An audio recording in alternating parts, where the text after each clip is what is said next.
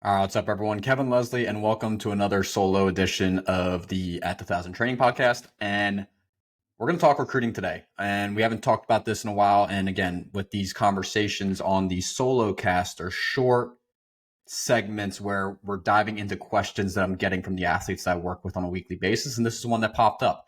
And we're going to talk recruiting, but the main audience for this, the people who I think can really create, get some value out of this particular episode, are the current juniors out there. And maybe they're just getting started with the recruiting process, or they're a few months in and they're really just trying to navigate the process, block out the noise, control their own path, and ultimately land on the best decision from a school standpoint for them.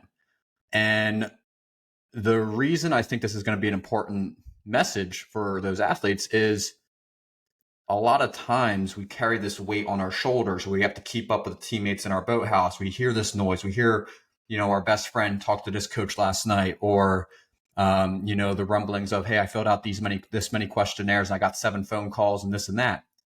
At the end of the day, it's your path. It's your process. And the big thing for athletes to realize is that at this stage here in December, no one's getting recruited tomorrow. No one's signing tomorrow. And you can control this narrative. You can control this process. And that's the big thing that I want athletes to realize. And in this time here in December, it's important to get started, but you don't need to rush it. And here's a couple things I think athletes can really benefit from to hopefully help push them forward in this process. So number one, at this stage here in December, ball's in your court. It's an education process for you to not only figure out what you want in a school first, right? Rowing program second, always, right? School first, to figure out what you want in a school, but also figure out what you don't want. And the number one way to realize that is through conversations with coaches, boots on the ground, walking around campuses. So yes, is it important to get started at this time? Absolutely. But you don't have to have it all figured out. It is a process. So my first recommendation for those athletes as they continue to get started is block out the noise from your teammates and focus on yourself. Now, in terms of actually where to start, I'm going to take a line that I'm going to steal from Coach Karsich's podcast from a couple weeks ago, head coach at UMass, and establish your pillars. And this is something that I've always messaged to the athletes that I work with, but I think when you put it in that frame, your pillars, I think it's a really good way to think about it.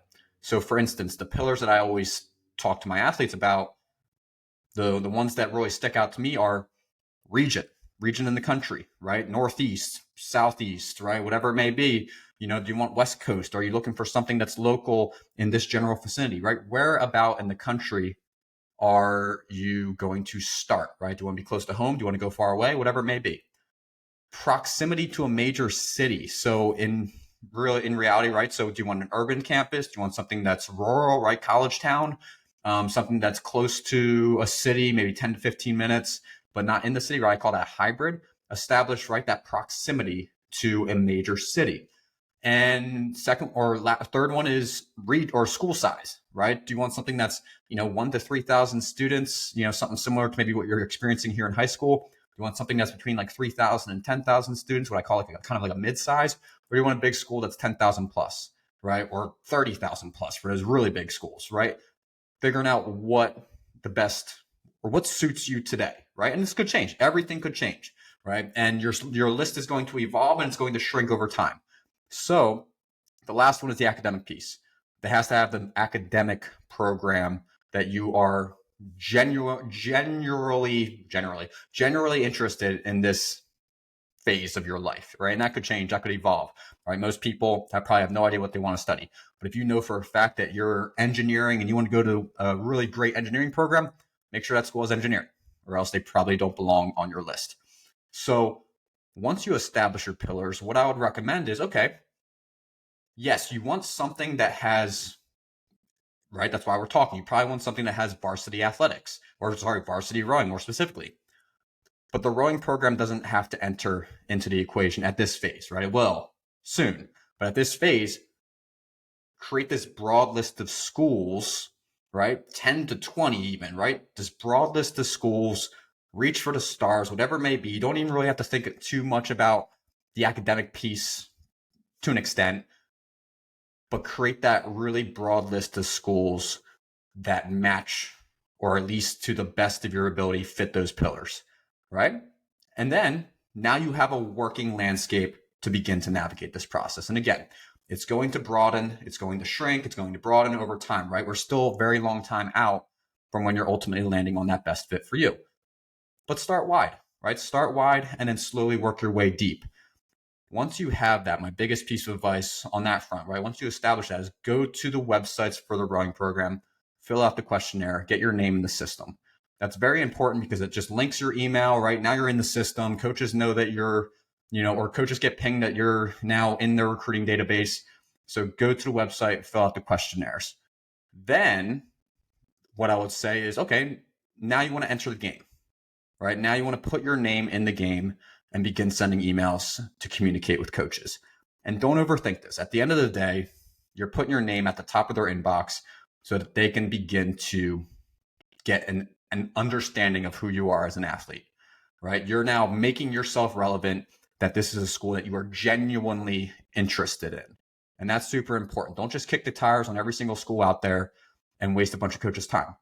Figure out, based off your pillars, based off of what you're actually researching in your schools, and send the coach an email, right? And in many ways, I said this in the beginning, but when you start to get communication back from coaches, it's not only about learning what you do want, it's about learning what you don't want.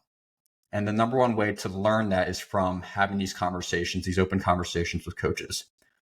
And one of the big reservations that I get from athletes as they go through this process is, I'm not fast enough. I'm not ready, right? I need to get my 2K down, this and that.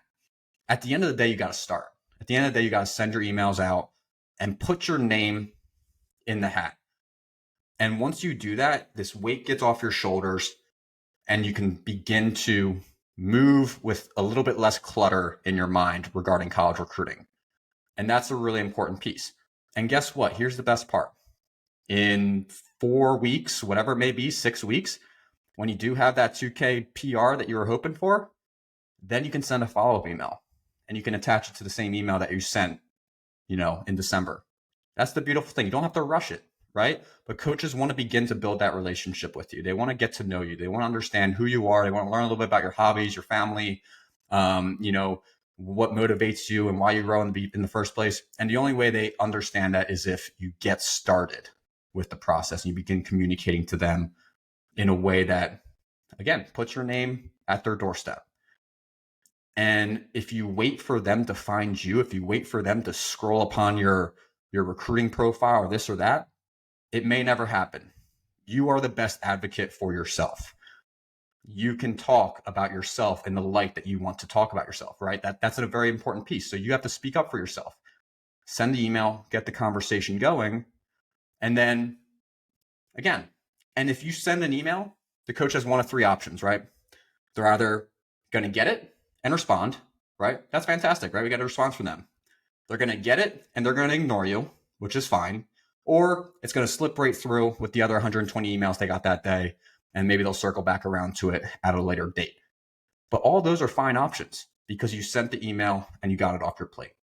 So with that, again, get in the game.